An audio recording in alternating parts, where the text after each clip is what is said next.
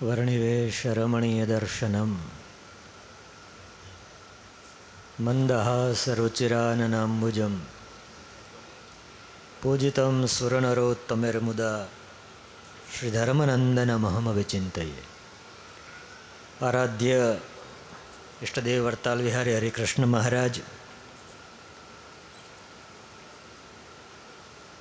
ભગવાન સ્વામિનારાયણે સ્વયં સ્વહસ્તે પ્રતિષ્ઠિત કરેલ શ્રી રાધારમણ દેવ પ્રદેશમાં દેવભૂમિ દ્વારકાના આંગણે દ્વારિકા મહોત્સવ ના પુણ્ય પ્રારંભે વ્યાસપીઠિકા પર આરૂઢ સ્વામિનારાયણ સંપ્રદાયના મૂર્ધન્ય વિદ્વાન સદગુરુ પૂજ્યપાદ પ્રાતઃસ્મરણીય શ્રી નિત્યસ્વરૂપદાસજી સ્વામી આ મહોત્સવના મંચને પોતાની ઉપસ્થિતિથી શોભાવતા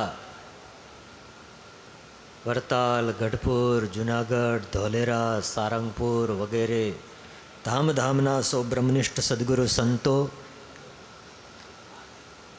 જેમના માધ્યમે શ્રી લક્ષ્મીનારાયણ દેવ દેશ દિન પ્રતિદિન પ્રગતિ કરી રહ્યો છે એવા સનાતન ધર્મ ધુરંધર 1008 પરમ પૂજ્ય શ્રી રાકેશ પ્રસાદજી મહારાજ, આ મહોત્સવના યજમાન નાકરાણી પરિવાર, મ્યાલકરણ ગ્રુપ, નાના મોટા સૌ યજમાનો અને ભક્તો, સૌને ભાવથી જય સ્વામિનારાયણ.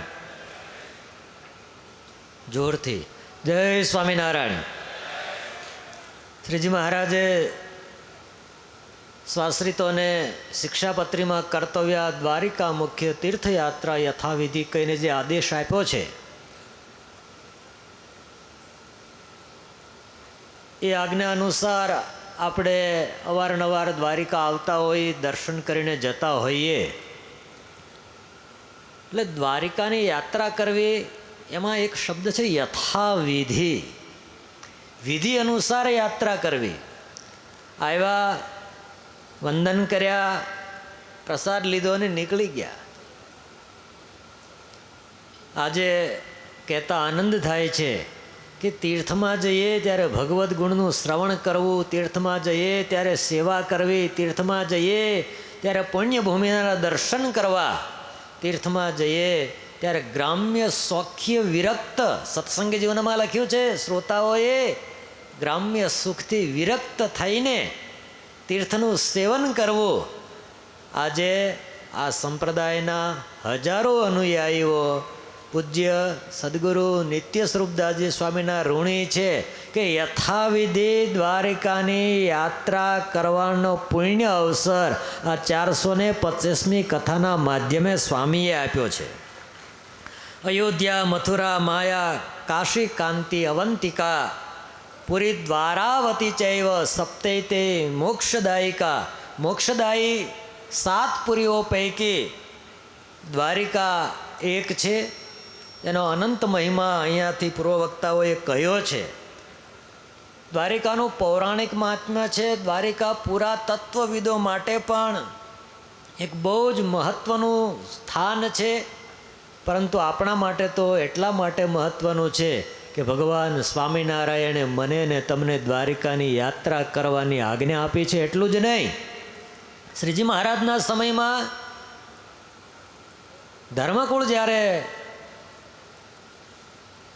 ઉત્તર પ્રદેશથી વડતાલ આવે છે, સંપ્રદાયમાં આવે છે, ત્યારે સદગુરુરાજ સચ્ચિદાનંદ સ્વામી સાથે સૌ પ્રથમવાર યાત્રા, દ્વારિકાની યાત્રા વર્ષોથી થતી આવે છે. અને શ્રીમદ સત્સંગ જીવનમાં એની કથા બહુ જ વિસ્તારપૂર્વક લખી છે. એ કથા આપણને વ્યાસપીઠથી જાણવા મળશે. પરંતુ હું તો માત્ર એટલું જ કહેવા માગું છું કે સંપ્રદાયને અને દ્વારિકાને સંબંધ છે ને એ 200 વર્ષ જૂનો સંબંધ છે. અને એ સંબંધના નાતે જ અહીંયા રાધારમણ દેવ તાબાનું સ્વામિનારાયણ મંદિર છે, ભક્તિ આશ્રમ છે, સ્વામિનારાયણ આશ્રમ છે. આ સમગ્ર સંપ્રદાય જે રીતે વરતાલ પ્રત્યે, જુનાગઢ પ્રત્યે સદભાવ રાખે છે, એવી રીતે દ્વારકા પ્રત્યે સૌને યાત્રાનું નિમિત્ત આપ્યું અને આજે ખરેખર આનંદ થાય છે. હમણાં જ પપ્પુભા માણેક અહીંથી ગયા. મને સવારમાં અમે દ્વારિકાજીની યાત્રા કરી, બેટ દ્વારકાની યાત્રા કરી. હૃદયથી એક વાત કહેવાનું મન થાય છે કે સમગ્ર સનાતન પરંપરા ગૌરવ લે એવું બેટ દ્વારકાનું કામ આપણી સરકારે કર્યું છે. તો માનનીય મુખ્યમંત્રી શ્રી, નાયબ મુખ્યમંત્રી શ્રી અને પપ્પુભાને તાળીઓના નાદથી વંદન કરીએ. તમે પહેલાં બેટ દ્વારકા ગયા હો અને આજે જઈએ, આકાશ પાતાળનું અંતર આપણને નજીક જઈએ ત્યાં સુધી ખ્યાલ ન આવે કે આ આટલી રમણીય દર્શનીય ભૂમિ, એવું સરળતાથી ત્યાં પહોંચવાની વ્યવસ્થાઓ વગેરે કર્યું છે. આપણે અહીંયા આવ્યા છીએ, દ્વારકાજીના દર્શન કરીશું, ગોમતીજીના દર્શન કરીશું, સંગમ નારાયણના દર્શન કરીશું. મારે ગઈકાલે સાંજે અહીંયા આવ્યા ને તો બાલસ્વામી સાથે વાત થતી હતી. મને કે 2 ટાઈમ કથા છે. મેં કીધું 2 ટાઈમ જ હોય ને? કે એમ નહીં, બપોર પછી કથા અને રાત્રે કથા. મેં સવારમાં શું કરવાનું? મને કે આ યાત્રાધામ છે એટલે નિત્ય પ્રતિ સવારના ટાઈમમાં યાત્રાળુઓ જે કથા શ્રવણ કરવા આવ્યા છે એ દ્વારકાજીના વિવિધ તીર્થ સ્થળોની યાત્રા કરશે. એટલે યથાવિધિ યાત્રા થશે.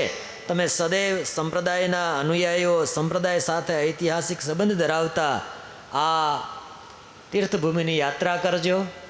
અને શ્રીમદ સત્સંગી જીવનની 425મી કથા છે ત્યારે એક વાત કહેવાનું મન થાય છે. પ્રથમવાર જ્યારે શતાનંદ સ્વામીએ શ્રીજી મહારાજને આ પંચ પ્રકરણાત્મક સત્સંગી જીવન ગ્રંથનું શ્રવણ કરાયું ત્યારે પ્રતિભાવમાં ભગવાન સ્વામિનારાયણના શબ્દ એટલા હતા, રમણીય મિદમ શાસ્ત્રમ સર્વશાસ્ત્ર શિરોમણી. આ લોકમાં કલિકાળમાં સદ્ય મુક્તિની વાંછા રાખતા મુમુક્ષુઓ માટે ઇદમ શાસ્ત્રમ સર્વશાસ્ત્ર શિરોમણી, શાસ્ત્ર માત્રનું શિરોમણી શાસ્ત્ર શ્રીમદ સત્સંગી જીવન છે. અને એની કરતા તીર્થ શિરોમણી દ્વારકામાં બેસીને સાંભળો છો. આજે તમે પણ ખૂબ ખૂબ ભાગ્યશાળી બન્યા છો.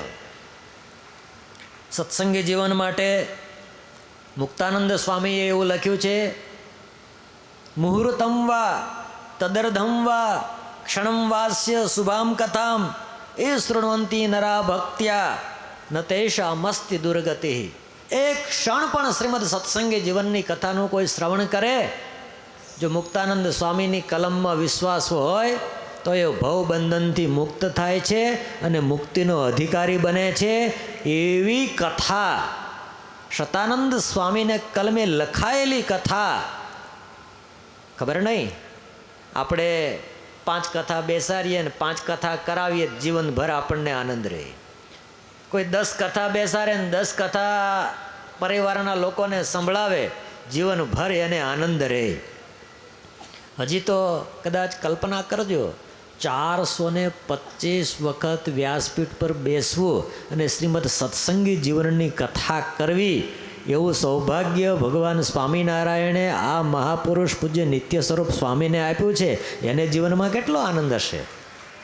હું હમણાં જ ગઢપુરના ચેરમેન સ્વામી સાથે વાત કરતો હતો.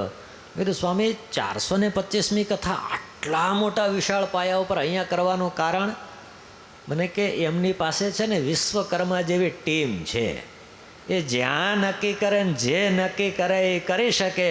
એટલે બધાને દ્વારિકાની યાત્રા પણ થઈ જાય. એટલે આવો દ્વારિકા મહોત્સવનો એક અવસર આવ્યો છે. ખરેખર આ કથા પુણ્યદાયી કથા છે, શ્રીમદ સત્સંગી જીવનની કથા છે. અને એ પણ પૂજ્ય નિત્ય સ્વરૂપ સ્વામી જેવા સંતના મુખે આવી કથા શ્રવણ કરવાનો અવસર આવ્યો છે. સત્સંગી જીવનના મહાત્મ્યમાં સરલમ સસ્વરમ સુસ્વરમ ધીરમ તત્તદ ભાવ સમન્વિતમ વગેરે વક્તાઓના જે લક્ષણ લખ્યા છે, 425 કથા સાંભળ્યા પછી આટલા શ્રોતા આવે ને ત્યારે એમ થાય, નહીતર તો સ્વામી વ્યવહારમાં એવું કહેવાય, આમને તો બહુ સાંભળી નાખ્યા. એમ એવું કહે ને, મોરારી બાપુને સાંભળી નાખ્યા, આને સાંભળી નાખ્યા, આને સાંભળી નાખ્યા. આજે મને વંદન કરવાનું મન તો શ્રોતાઓને થાય છે કે 425 વાર જેમની કથા સાંભળી છે, છતાંય આજે આટલી મોટી સંખ્યામાં શ્રોતાઓ આવ્યા છે. એ પણ કથા માટે અને ભગવત ચરિત્ર માટે આપનો જે અનુરાગ છે એ બતાવે છે. અને જ્યારે 425મી કથા થઈ રહી છે ત્યારે અંતમાં એક શ્લોક જે મુક્તાનંદ સ્વામીએ લખ્યો છે. એ શ્લોક સાથે 425મી કથા માટે વંદન કરીશ. નમઃ સુવ્રત રૂપાય વેદ શાસ્ત્રાર્થ કોવિદે હરિ એકાંતિક ભક્તાય તુભ્યમ તજ્ઞાનદાયીને વ્યાસપીઠને વંદન. પૂજ્ય નિત્ય સ્વરૂપ સ્વામીને વંદન. એમનું સમગ્ર સંત મંડળ એમને અભિનંદન વંદન સાથે હૃદયના ભાવથી જય સ્વામિનારાયણ.